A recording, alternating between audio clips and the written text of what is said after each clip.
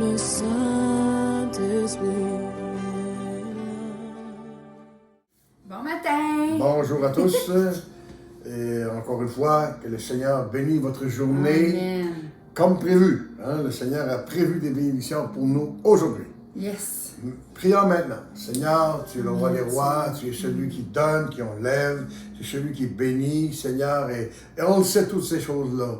Mais il s'agit de nous de le croire fermement, d'y penser, de réaliser qu'à travers les danses spirituelles, il y a encore plein de bénédictions, mon Dieu. Et Seigneur, ce matin, aide-nous à enseigner, aide-nous à comprendre d'abord et avant tout cette parole, aide-nous, Seigneur, à l'interpréter pour que toi, tu veux passer au travers de nous pour l'interpréter à ceux qui écoutent, notre Dieu. Au nom de Jésus, ce matin, nous te bénissons. Merci et Amen. Amen. Oui, Bon. Saint-Esprit, hein? Saint-Esprit, Révèle-toi.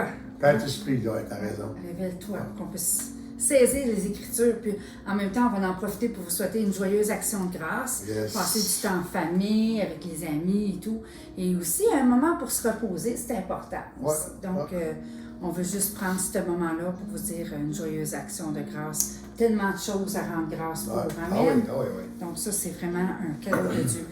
On va lire dans la parole de Dieu, dans 1 Corinthiens 12, du verset 1 à 11, et Michel va nous lire le verset 12. Et ça se fait dans la Bible de Louis II. Donc, on commence comme ça. Pour ce qui concerne les dons spirituels, je ne veux pas, frères, que vous soyez dans l'ignorance. Vous savez que lorsque vous étiez païens, vous vous laissiez entraîner vers des idoles muettes, selon ce que vous étiez conduits. C'est pourquoi je vous déclare que nul, s'il parle par l'Esprit de Dieu, ne dit « Jésus est anathème » et que nul ne peut dire « Jésus est le Seigneur » si ce n'est par l'Esprit Saint. Il y a diversité de dons, mais le même Esprit. Diversité de ministères, mais le même Seigneur. Diversité d'opérations, mais le même Dieu qui opère tout en tous. Or, à chacun, la manifestation de l'Esprit est donnée pour l'utilité commune.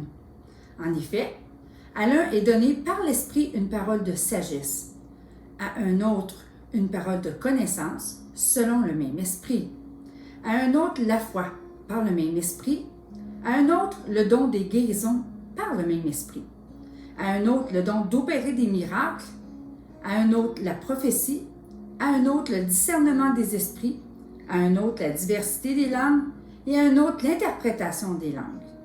Un seul et même esprit opère toutes ces choses, les distribuant à chacun en particulier comme il le veut. En effet, comme le corps est un, tout en ayant plusieurs membres, et comme tous les membres du corps, malgré leur nombre, ne sont qu'un seul corps, ainsi en est-il du Christ. Amen. Hallelujah. Seigneur, notre Dieu, tu es bon. Opérer des miracles, je sais que beaucoup de gens le font dans l'humilité, mais il y a beaucoup de gens, il y a plusieurs personnes qui cherchent aussi à voir les manifestations puis à rechercher ça au lieu de rechercher Dieu avant toute chose. Alors, le mot opérer vient du mot opération. Okay? On parle d'une opération, on parle de quelqu'un qui est opéré. Lorsqu'un médecin opère un humain, il le fait avec une sagesse, une connaissance, il le fait minutieusement pour réussir. On ne voit pas des médecins, puis je verrais mal un médecin qui opère à peu près, puis qui fait les choses à tort et à travers, puis qui oublie de coudre à l'intérieur ou enlever ce qu'il devait enlever parce qu'il a fait une opération. Mais il le fait minutieusement pour réussir. Il y a parfois des miracles qui ne fonctionnent pas parce qu'ils sont mal opérés. Okay? Mal opérés, manque de prière, manque de foi, manque, je dirais, d'attitude ou de désir de le faire de la part de notre Dieu. Faire ça, lorsqu'on impose les mains à quelqu'un et de miracles qui se passent, il faut le faire consciemment. Il faut que nous soyons de notre cœur complet dans cette chose. Il ne faut pas oublier que la charge est sérieuse et précise. Hein? On fait quelque chose, on a une charge qui nous épaule, qui nous vient de Dieu. On n'a pas qu'elle est présente, qui nous embarrasse, mais une charge qui nous aide à être capable d'opérer les miracles de Dieu. Et non seulement ça aussi, il faut que ça soit précis. Hein? Il faut qu'on fait les choses précisément selon Dieu. Et c'est ça. Amen. Tu sais, on va dire que tout le monde a entendu parler de miracles. qu'on y croit ou qu'on y croit pas. Hein? On voit ça même dans des films, partout, hein, on parle des miracles. Par contre, même si tu ne crois pas ou que tu y crois, moi j'ai aussi entendu beaucoup de gens dire « j'aurais besoin d'un miracle ». Yes. Hein? On entend ça souvent. Donc, mais c'est quoi un miracle, tu sais? C'est un don qui remplace les lois de la nature ou de la physique ou même de la pensée rationnelle, hein, de l'homme, parce que c'est ça, là, tu sais.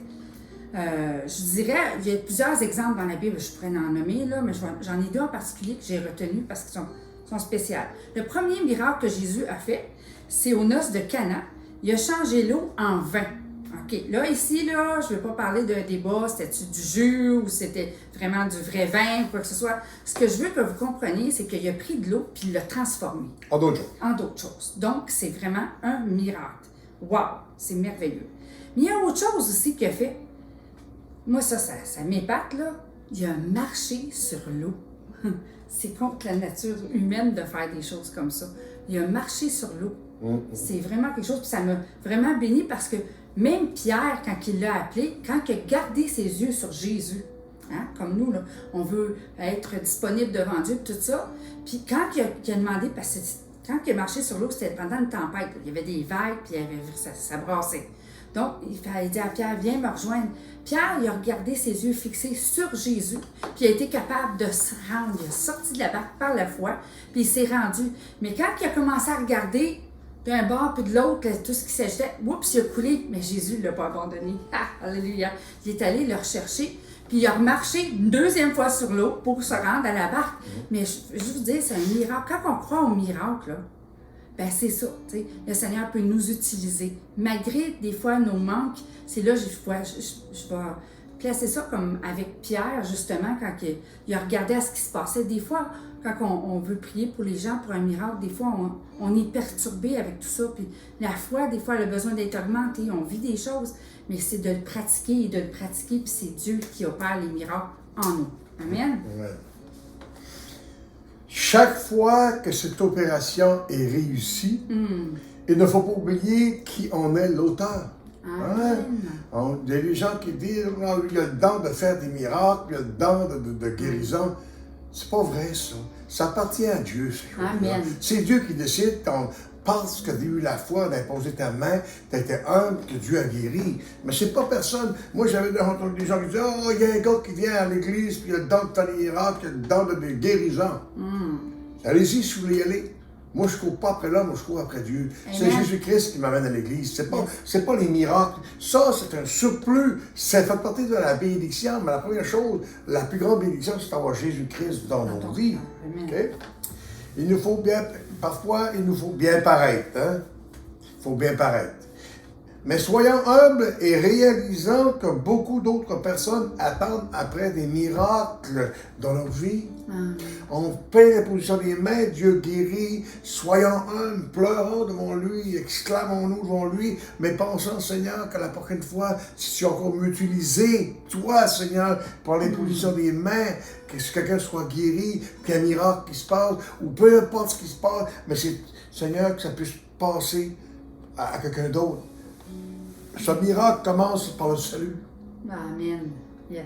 Le plus grand miracle, c'est le salut. Jésus te sauve, encore de la bénédiction. Jésus parfois guérissait pour que les gens soient sauvés. Il est écrit dans Marc que Jésus guérissait pour que les gens soient sauvés. Dans ce contexte-là, Jésus avait besoin de lui le faire. Il voulait le faire. Il connaissait le cœur des gens qui étaient là. Il les guérissait et ils étaient sauvés. Il y a plein de monde aujourd'hui qui est guéri et qui n'est pas sauvé, qui ne veut rien savoir de Dieu. Moi, j'ai déjà entendu un jeune homme que Dieu a guéri du cancer. Incroyable. 10 ans après, je l'ai vu, moi j'ai eu ma vie de jeunesse, mais il est mort aussi. Parce que, regarde, la chose, c'est qu'il faut que tu bénis Dieu. La bénédiction vient de Dieu. Le salut vient de Dieu. Le miracle qui est fait vient de Dieu. La Bible dit en Galate, on ne se moque pas de Dieu non plus. Il faut faire attention, tu sais. C'est vrai, ça, tu sais. Donc, pour quel but, comme tu disais, c'est sûr que c'est pour le salut. Mais il ne faut pas oublier aussi qu'il se manifeste comme signe de la puissance de Dieu. Amen, ça c'est bon. Le miracle, c'est un signe de la puissance de Dieu. Ça nous démontre que c'est pas quelque chose, tu sais, c'est pas quelque chose qui se fait comme la guérison. Tu sais, des fois, on va aller voir le médecin, puis on va dire, ouais, monsieur les médecins, tu sais. Non, non, c'est quelque chose qui est vraiment contre tout ça. C'est quelque chose qu'on ne peut même pas imaginer. Mais Dieu va le faire. Donc, il fait le don des miracles existe pour montrer sa puissance ici-bas à nous. Amen. Donc, je dirais que la guérison, c'est une démonstration de l'amour et de la compassion de Dieu. OK? Ça, c'est la guérison. Mais les miracles sont une démonstration de sa puissance. C'est différent. Hein? Donc, il peut être manifesté pour pourvoir aux besoins temporels et aussi pour confirmer la parole annoncée. Tu sais, des fois, il y a une parole qui va être annoncée, puis ça prend un miracle pour que ça se fasse, mais c'est ça. Elle est annoncée, puis le miracle, voici. Non, mais c'est pas le miracle, c'est pas seulement une guérison, là. Non, Ça peut être une guérison, mais un miracle, ça peut être...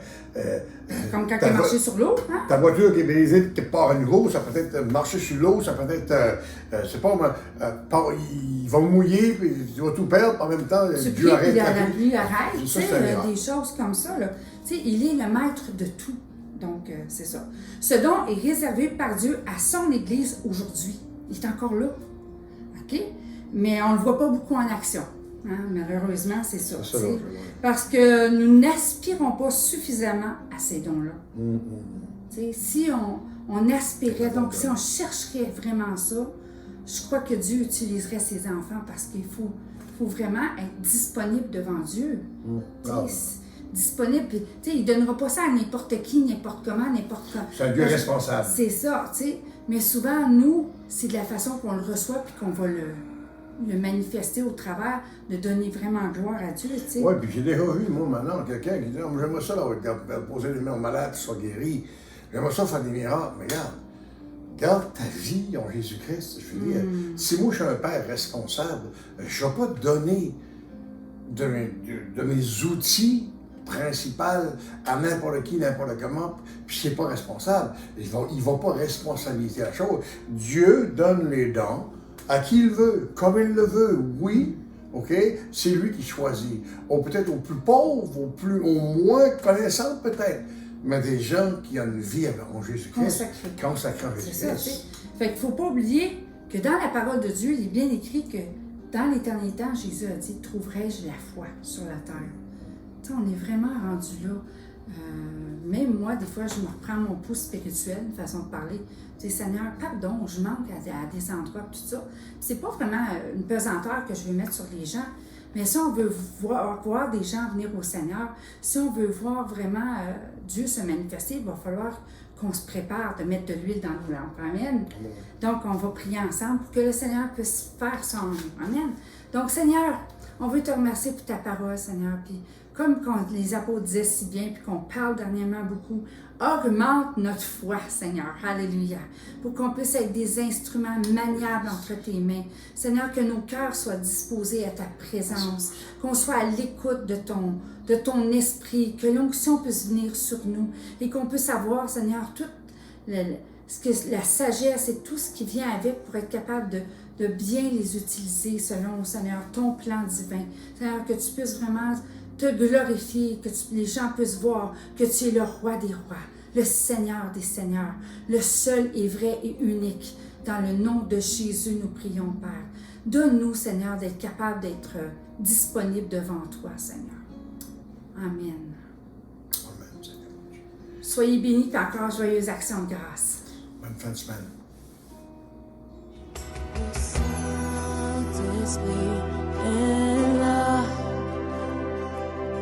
Le Saint-Esprit